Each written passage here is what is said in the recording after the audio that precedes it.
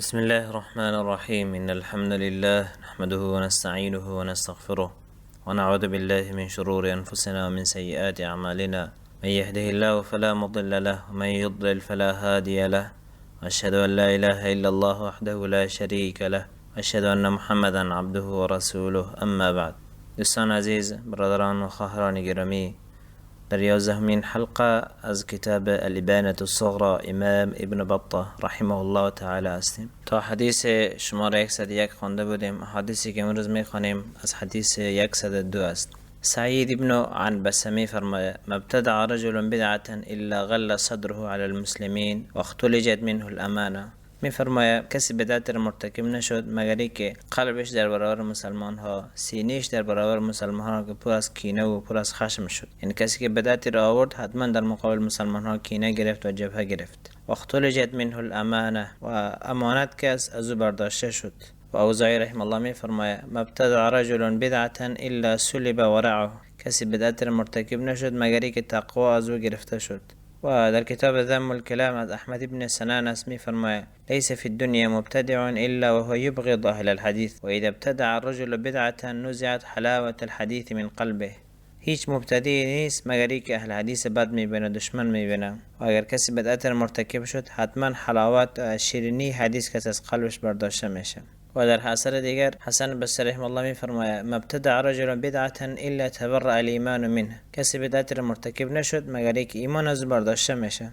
رسول صلی الله علیه وسلم در احادیث گفتگی هستند که لا یزنی الزانی حین یزنی و هو مؤمن. زناکار در حال زنا کردن و سارق در حال سرقت کردن و شارب الخمر، کسی که شراب می نوشه و در حالت نوشیدن و ایمان نداره، ایمان از او برداشته میشه. پس کسی که در بدعت ها گرفتار می باشه حکمش به طریق اولا خطرناکتر می باشه، چون بدعت کس مراتب از معاصی کس خطرناکتر است و انسان کس به کفر میبره بدعت. از او خاطر حسن بصری رحمه الله میگه هر کس بدعت را که مرتکب شد ایمان از او بیزار میشه، ایمان از او برداشته میشه. و ابن عون رحمه الله میگه: مبتدع رجل بدعة الا اخذ الله منه الحیاء و رکب فیه الجفاء. کسی بدعت مرتکب شد مگری که الله سبحانه و تعالی حیا را از بر میداره و در کاروان اهل جفا کس قرار میگیره. انسان بی حیا میشه، انسان بی حیایی میشه که در مقابل سنت رسول صلی الله علیه وسلم و سنت صحابه کس با سخن میزنه، خیلی راحت میشه برش گپ زدن. و عثمان ابن حاضر الازدی میگه: دخلت على ابن عباس رضی الله عنهما فقلت اوصني فقال عليك بالاستقامه اتبع ولا تبتدع.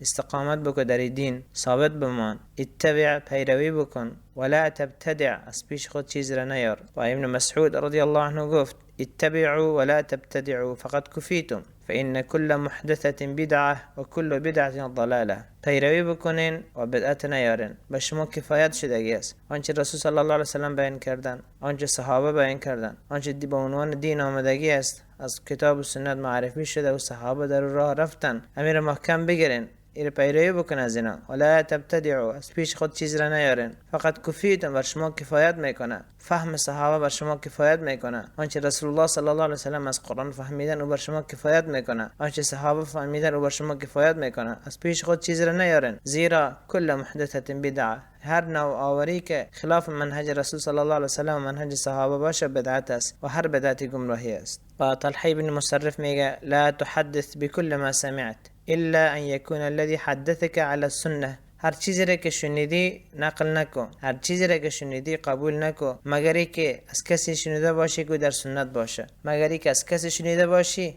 که او در سنت باشه، از اهل سنت باشه. وقتی از اهل سنت چیز را شنیدی باز بر آنها اعتماد بکن. و به شکل از امام محمد ابن سیرین رحمه الله نقل است که مسلم در مقدمه صحیح خود نقل کرده، میفرماید: ان هذا العلم دین فانظروا عمن تأخذون دینکم. علم دین است، ببینید دین خود از چه کسی میگیرین.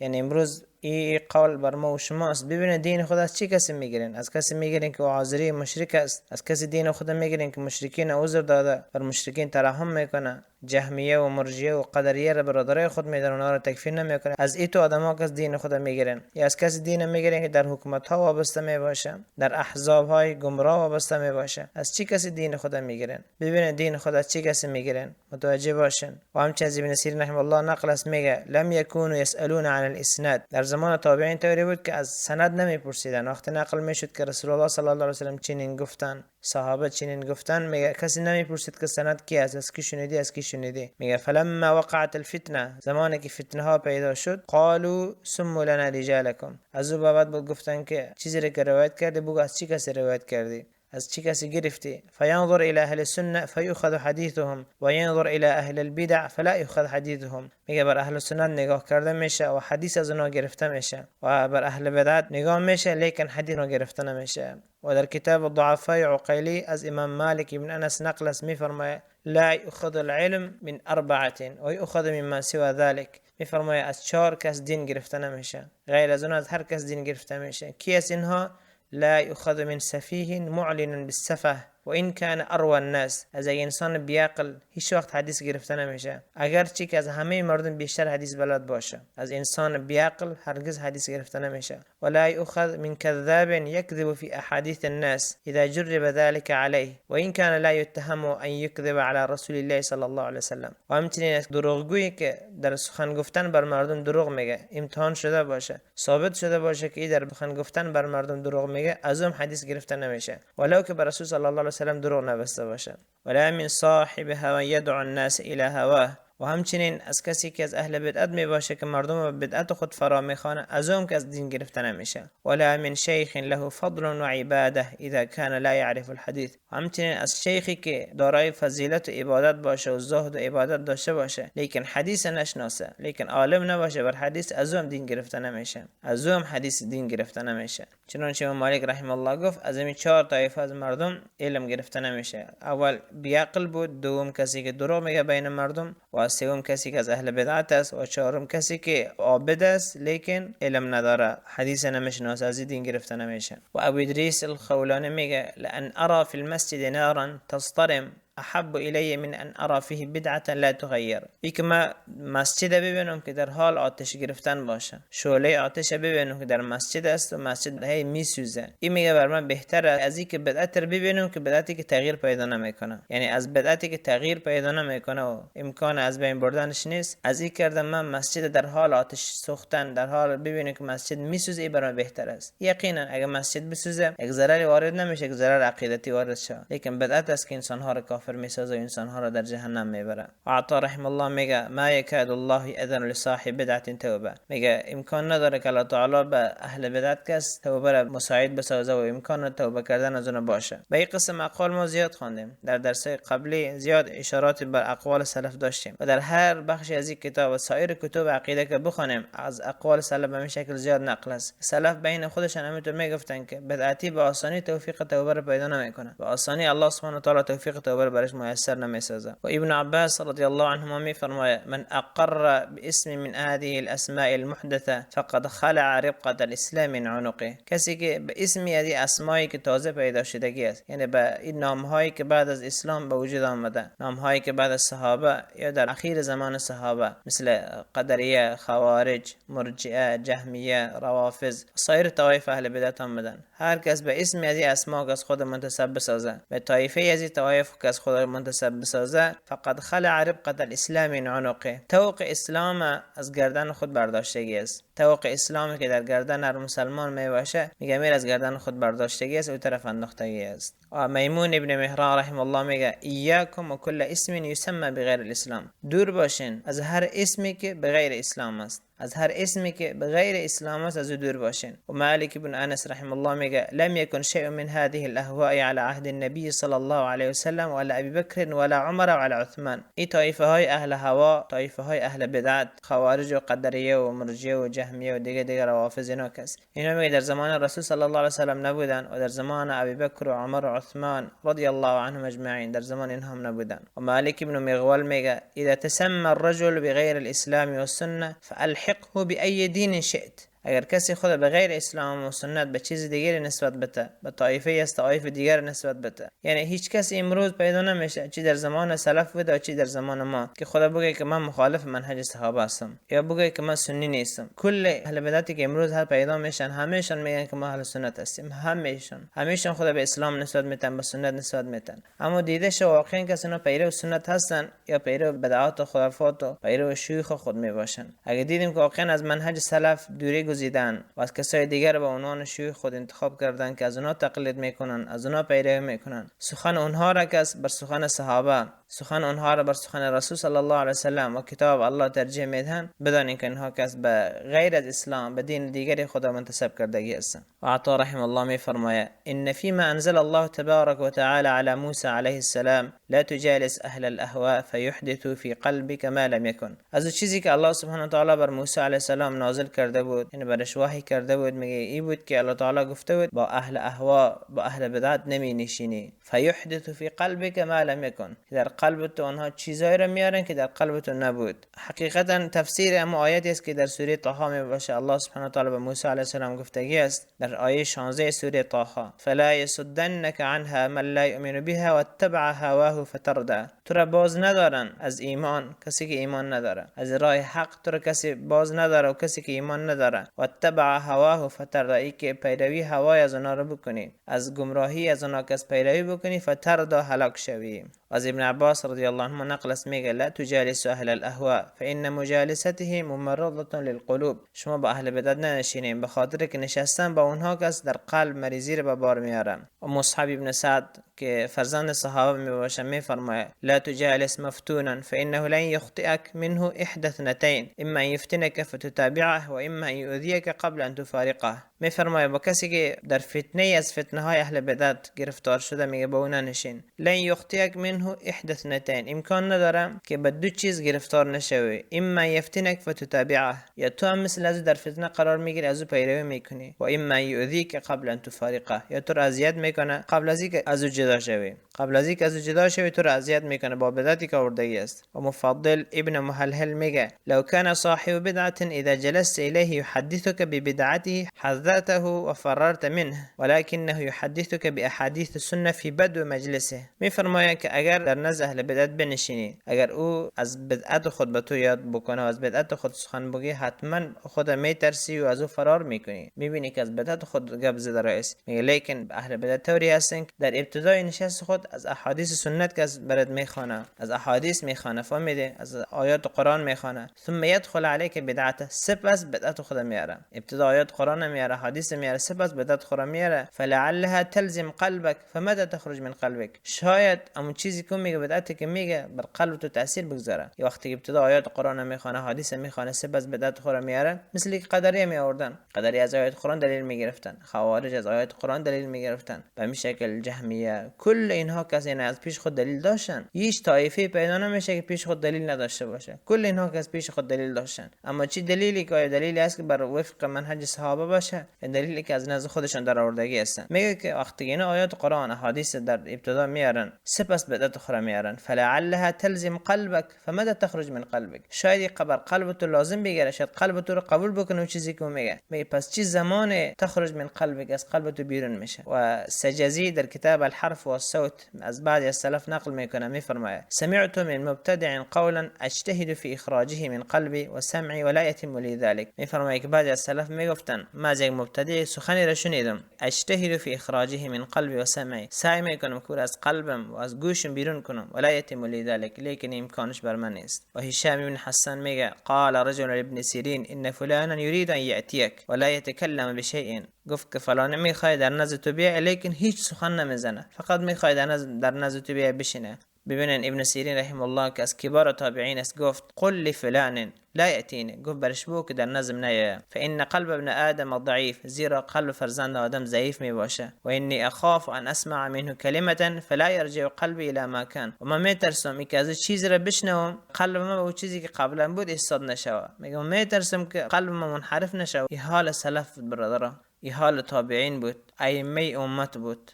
کسانی که صحابه دین تعلیم گرفته بودن و به بدعتی از بدعات گرفتار نشده بودن. و اینقدر که بدعت در زمان ما هست، در زمان از اونها هیچ نبود. یک بدعت قدریه کس کم کم پیدا شده بود. یعنی حال ما امروز چی باشه برادران؟ چطور ما امروز بریم دروس اهل بدعت گوش بکنیم، یا در مدارس اهل بدعت داخل بشیم، یا کتاب‌های از اونها رو بخونیم؟ چطور ما از انحراف و از گمراهی از اونها کس، از کفر شرک از اونها کس ما سالم بمانیم؟ وقتی در کنارش قرار گرفتی، وقتی سخنش را شنیدی، وقتی کتابش را خواندی، دیگه چطور امکانش هست که تو سالم بمانی؟ ائمه سلف حاضر نبودن در یک مجلس با آنها بنشینن، حاضر نبودن که در مجالس خود اهل بدعت راه بدن، در اینجا میبینی که ابن سینا رحمه الله میگن که فلان میخواد در مجلس تو بیای و نمیخوای گپ بزنه، فقط میخوای سکوت کنه. میگفت که نه، بگین که نه، شاید کلمه رو بگه که در قلب ما تاثیر بگذاره. سبحان الله. چیزی است که امروز ما خیلی به آثار نیاز داریم، خیلی نیاز داریم. باید بفهمیم قطع چی کسی میشینیم، قطع چی کسی میخزیم، چی کسی رو به عنوان شیخ خود، استاد خود انتخاب کردگی هستیم، از چی کسی دین میگیریم. خب سعی ببینیم. الله سبحانه و تعالی حال ما رو بخیر بکنه.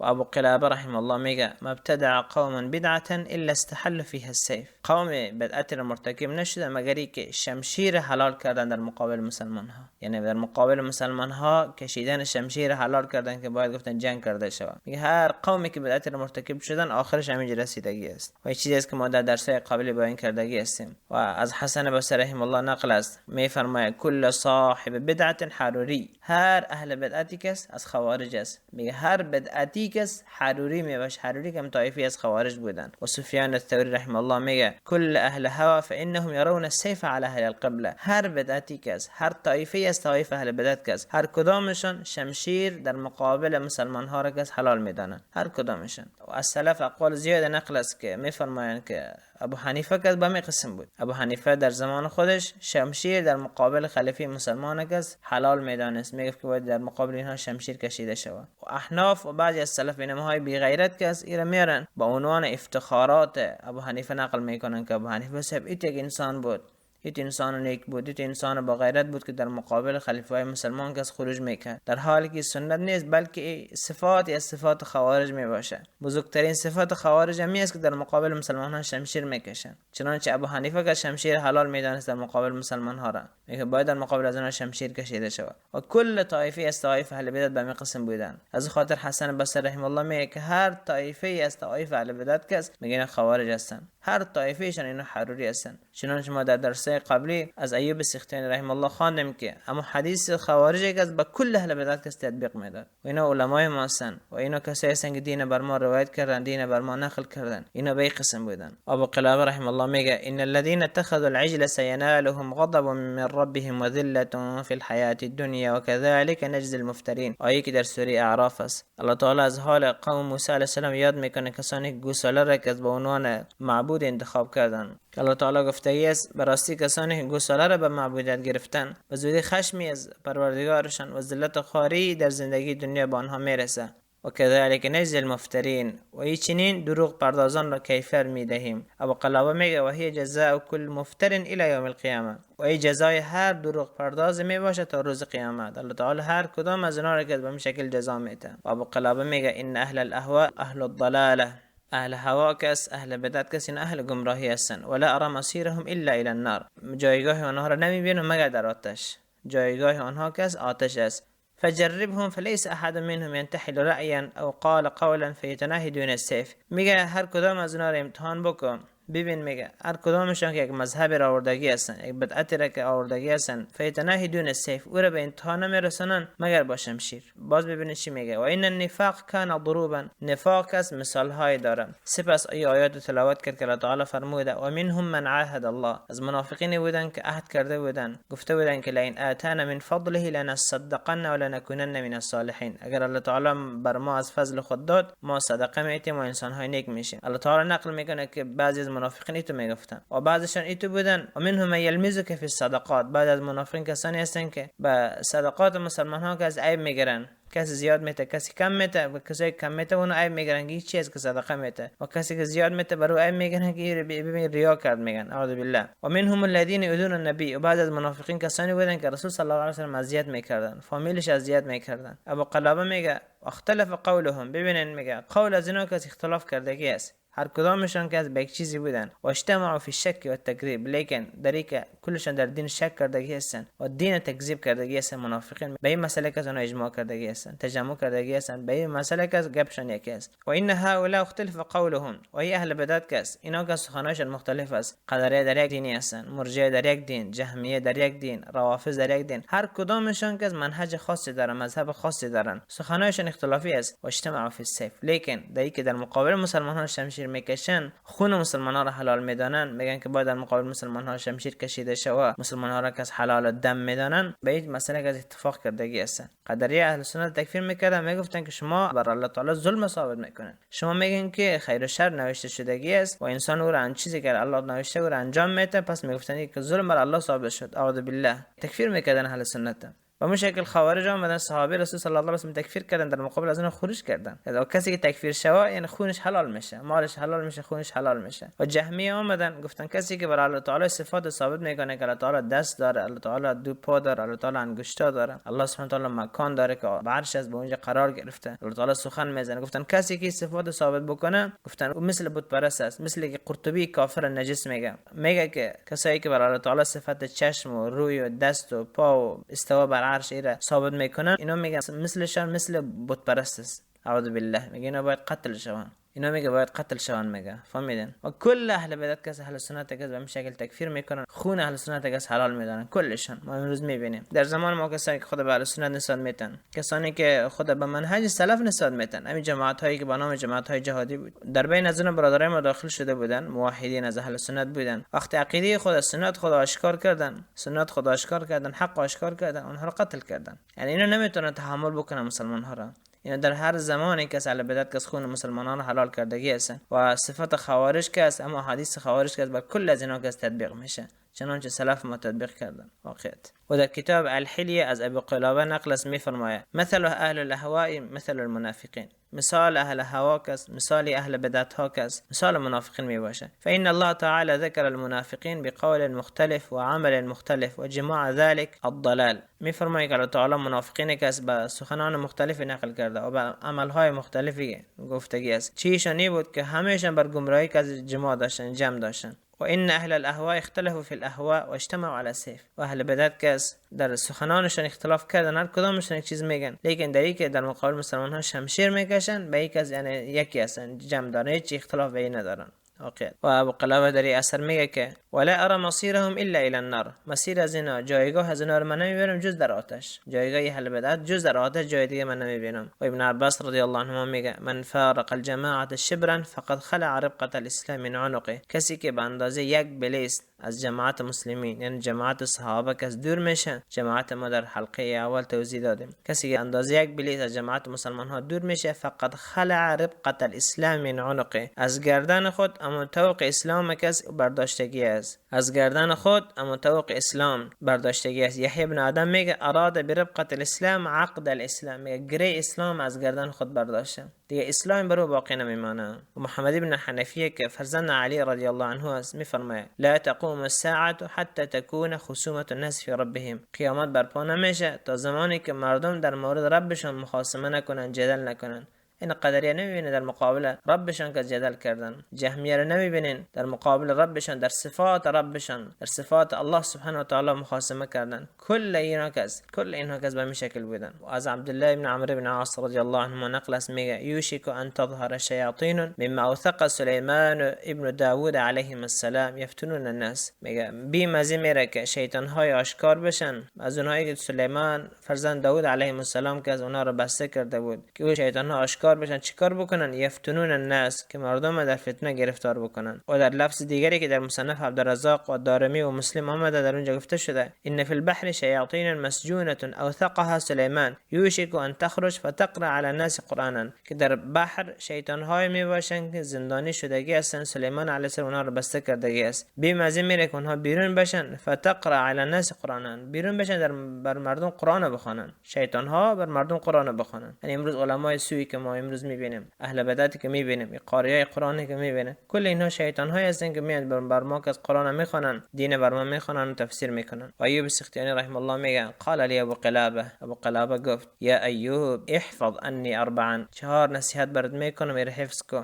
چی است؟ لا تقل في القرآن برأيك، در قرآن کس برای خود سخن نگو، هیچ وقت برای خود سخن نگو. چنانچه ما در درسای قبلی از ابوبکر صدیق رضی الله عنه نقل کردیم که میگه ای سماء تظلنی و ای ارض تقلنی ان اقول في کتاب الله ما لا اعلم، چطور در سایه آسمان باشم و در روی زمین باشم سخنی را در کتاب الله بگیم که من نمیدانم. قتاده رحمه الله میگه من 40 سال به طرف میشه برای خود فتوا ندادم. راوی میگه اون وقت میگه 50 سال نشده بود، یعنی که خود فهمیدم، میگه من برای خود چیزی نگفتم. گفتم. اینجا ایوب رحم الله میگه که وقلا بر من گفت لا تقل فی القرآن برأیک، در قرآن کس برای خود هرگز سخن نگو. و دوم نصیحتی که برش میکنه و ایاک والقدر، از قدر دور باش. در مسئله قدر که زبان باز نکو، چیزی که گفته شده در حدیث گفته شده، صحابه گفتن، رسول صلی الله علیه و سلم گفتن به همون کس اکتفا بکن، بس است برست، بس است دیگه گپ نزن، ایمان داشته باش بر قدر. و قدر کس از سر الله سبحانه و تعالی می باشه که ما در درس هایی که در کتاب السنه در 6 درس یا 7 درس بود برو بیان کردیم الحمدلله. و در همین کتاب که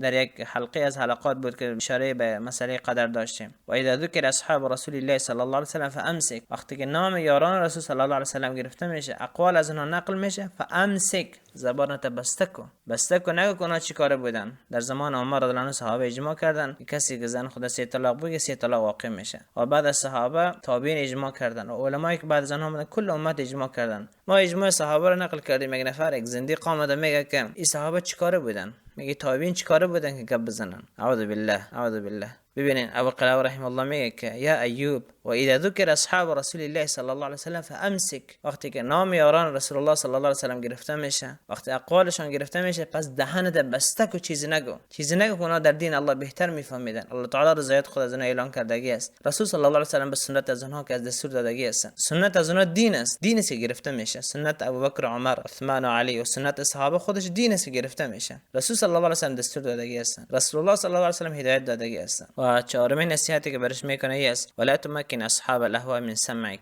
گوش خود به اهل بدعت نسپار که بر تو نصیحت بکنن یا سخن از اونها رو بشنوی. و ابراهیم نخعی رحمه الله در مورد قول الله سبحانه و تعالی که در سوره مائده است و القینا بینهم العداوه والبغضاء، که در بینشان دشمنی و بغض انداختیم. میفرماید هم اصحاب الاهواء، این طایفه که در بینشان دشمنی و کینه و بغض انداخته شدگی است، میگه این اهل بدعت هستن. ابراهیم نخعی رحمه الله میگه این اهل بدعت هستن. و معاویه بن قره میگه الخصومات فی الدین تمحق الاعمال، خصومات در دین یعنی نزاع در دین، اختلاف آوردن در مسائل دینی که است، چنانچه اهل بدعت در مسائل دینی که از اختلاف کردن، تمحق الاعمال، اعمال کس محو میکنه، نابود میکنه، اعمال از بین میبره. و یوسف ابن اسباط رحمه الله میگه النظر الى صاحب بدعت یطفئ نور الحق من القلب، نگاه کردن به یکی از اهل بدعت کس نور حق از قلب دور میکنه. فقط نگاه کردن بر اهل بدعت کس نور حق از قلب برمیداره، از قلب دور میکنه. و بشر من الحارث میگه اذا كان طريقك على صاحب بدعت فغمض عينيك قبل ان تبلغ الیه، اگر در راهی که میره، در مسیری که میره، مسیرت به بدعتی بگذره که در راه بدعتی باشه، فغمض عینیک قبل ان تبلغ الیه، میگه چشمت بسته کو، چشمت بپوشن قبل از اینکه برسی، یعنی چشمت به اون افته. و از ابراهیم بن ادهم نقل است میگه کثرت النظر الى الباطل تذهب بمعرفه الحق من القلب، نگاه کردن زیاد بر باطل معرفت حق از قلب دور میسازه. فقط نگاه کردن میگه معرفت حق از قلب دور میسازه. و عبدالوهاب الوراق میگه قال رجل للاسد بن سالم كيف اصبحت؟ قال بشر وقعت عینی اليوم على مبتدع. میفرمایه که مردی به اسد ابن سالم گفت که چگونه صبح کردی؟ صبح امروز چگونه بود؟ گفت صبح به خیر نبود، به شر بود. گفت چطور؟ گفت وقعت عینی اليوم على مبتدع، گفت چشم امروز برای یک مبتدع افتاد. الله اکبر، الله اکبر. چشم امروز برای مبتدع افتاد. صبح کردم میگه یک بدعتی رو دیدم، میگه هیچ امروز میگه حالم خوب نیست. سبحان الله. چی باشه حال ما و شما؟ چی باشه حال ما و شما که تکان میخوریم در طرف راست و طرف چپ، پس و پیش، هر طرف که دور میخوریم بدعتی رو میبینیم، مشرک کافر رو میبینیم. غیر از مشرک کافر دیگه هیچ کس رو نمیبینیم. والله الله سبحانه و تعالی حال ما و شما رو بخیر بکنه. الله تعالی از این فتنه کس ما را نگه داره. و این چیزی که ائمه سلف گفتگی هستن که از اهل بدعت دور باشین و این فهمی است که از احادیث رسول صلی الله علیه و سلم گرفتگی هستن. زیرا رسول صلی الله علیه و سلم در مورد دجال میگن من سمع منکم بخروج الدجال فلینع عنه ما استطاع، اگر هر کس از شما خروج دجال شنید به اندازه‌ای که میتونه خود از دور بگیره، به اندازه‌ای که میتونه خود از دور بگیره و اون نزدیک نشه. فان الرجل یاتیه وهو یحسب انه مؤمن فما یزال به حتى يتبعه لما يرى منه شبهات. این تو میشه که یک نفر میه دجال که میشنه و نمیشه، میگه میره مخ مؤمن است، میگه مخ میشناسم دجال، صفات دجال در حدیث خواندگی است، خود مؤمن حساب داره. فما یزال به حتى يتبعه لما يرى من الشبهات، این وقتی که به دجال رسید، دجال شبهاتی که برش میاره دفعتا میره از دجال پیروی میکنه. یعنی حال دجال میشه در حدیث گفته شدگی است و صفاتش هم آشکار است، معلوم است. رسول صلی الله علیه و سلم میگن که از این دجال که از شما دور باشین، بی مزه میره که شما در بدعت از در کفر از که شما گرفتار شوین. و ابن البطر رحمه الله در کتاب اللبانة الكبرى میگه هذا قول الرسول صلی الله علیه وسلم هو الصادق المصدوق. این سخن رسول صلی الله علیه وسلم است که در حالی که ایشان صادق المصدوق میباشند. فالله معشر المسلمین، ای مسلمان ها متوجه باشین، لا يحملن أحد منكم حسن ظنه بنفسه وما عاهده من معرفته بصحة مذهبه. گمان نیکی بر نفس دارین هیچ کدام از شما را به او نداره و او شناختی که از مذهب خود داره میگه که مذهبم صحیح است، مذهب خود میشناسه، یعنی بر خود اطمینان داره، بر خود اعتماد داره. میگه یعنی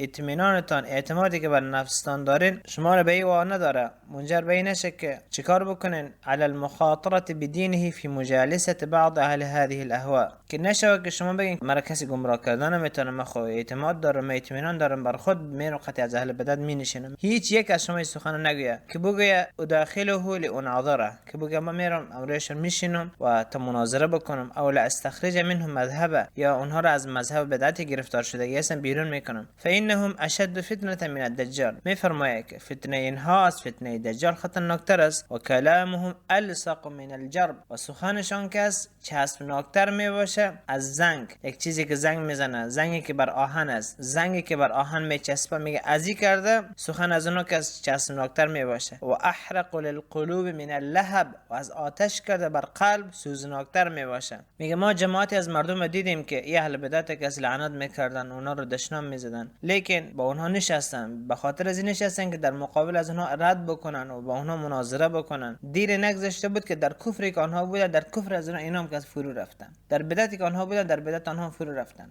چیزی است که واقعیت است. و سحنون میفرما كان ابن غان يقول في كراهية مجالسة أهل أهواء أرأيت إن أحدكم قعد إلى سارق وفي كمه بضاعة أما كان يحترز بها منه خوفا أن يناله فيها فدينكم أولى بأن تحرزوه وتحفظوا به. میگه مگر نمیبینین که اگر در نزد یک دزد شما بنشین، کسی که به دزدی مشهور باشه، کیسه بر باشه، پیشش بشینین، احتیاط میکنین کیسه شما را نزنه، مال پنهان کردگی است مالتون رو نگیره. میگه پس دین شما که اولاتر میباشه، چطور با اهل بدعت مینشین؟ چطور قلبتون گوشتون بر اهل بدعت میتین که از اون چیز را بشنوین؟ آیا بر خود همین قدر اعتماد داره، همین قدر شما چی هستین اطمینان دارین؟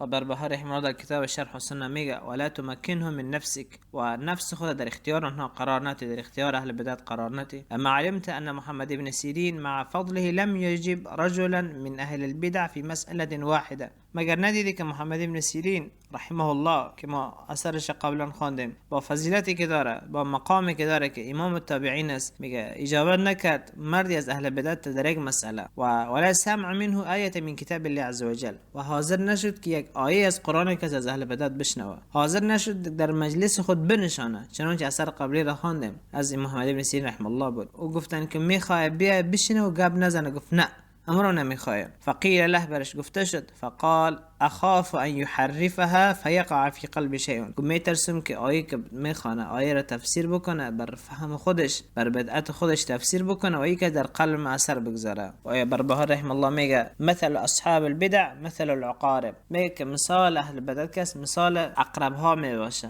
عقربایی که نیش میزنن. یدفنون رؤوسهم و ابدانهم فی التراب و یخرجون اذنابهم، گفت که اینا سرای خود و بدنهای خود در خاک پنهان میکنن و دمای خود بیرون میکنن. فاذا تمکنوا لدغوا، وقتی قدرت یافتن نیش میزنن. و كذلك اهل البدع هم مختفون بین الناس، میگه همین قسم اهل بدعت هستن، در بین مردم که از پنهان میباشن. فاذا تمکنوا بلغوا ما یریدون، وقتی قدرت پیدا کردن و چیزی را که میخواستن به او میرسانن، و چیزی را که میخواستن حتما نیش خود میزنن، چنانچه عقرب ها هستن، عقرب ها به همین قسم میباشن. و ابو العباس الخطاب میگه اذا خرجت من بیتک فلقیک صاحب بدعت فرجع فان الشیاطین محیطه به، اگر از خانه خود بیرون شدی و در راه کس بدعتی را دیدی، میگه فرجع، پس برگرد، زیرا که ان الشیاطین محیطه به، به خاطر شیطان ها کس او را احاطه کردگی هستند، در گرد اطراف از او که شیطان ها میباشند. میفرماید که از او بگریز و از دور باش. و یحیی بن ابی کثیر میگه اذا لقیت صاحب بدعت قد اخذ في طریق فخذ في طریق آخر، اگر در یک راه رفت دیدی که بدعتی از راه میره، راه میگه ترک بکن، راه دیگر انتخاب بکن. الله اکبر. حال ما امروز چه قسم است که هر طرف ببینیم کفر و شرک میبینیم، هر طرف ببینیم کافر و مشرک میبینیم، دیگه کسی نمیبینیم.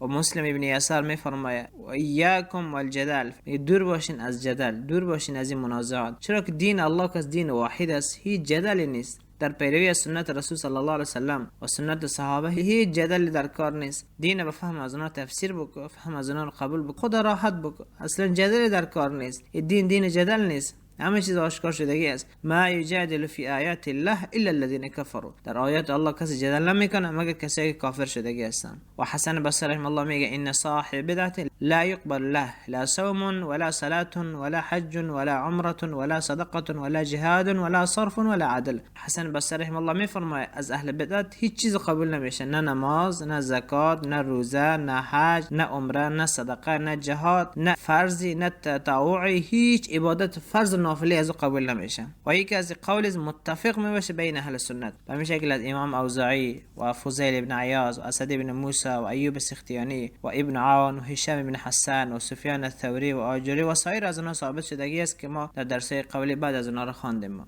و بقدر اکتفا میکنیم. سبحانك اللهم بحمدك اشهد ان لا اله الا انت استغفرك و اتوب الیک. الله سبحانه و تعالی ما را از بدعت و از اهل بدعت دور داشته باشه. الله تعالی قلب ما را بر منهج اهل سنت قرار بده، منهج صحابه و تابعین، منهج رسول صلی الله علیه و سلم است. الله تعالی بر منهج ما را قرار بده و از منهج ما را دور نکنه. و آخر دعوانا الحمد لله رب العالمین و صلی الله وسلم علی سیدنا محمد و آله و صحبه اجمعین برحمتك یا ارحم الراحمین.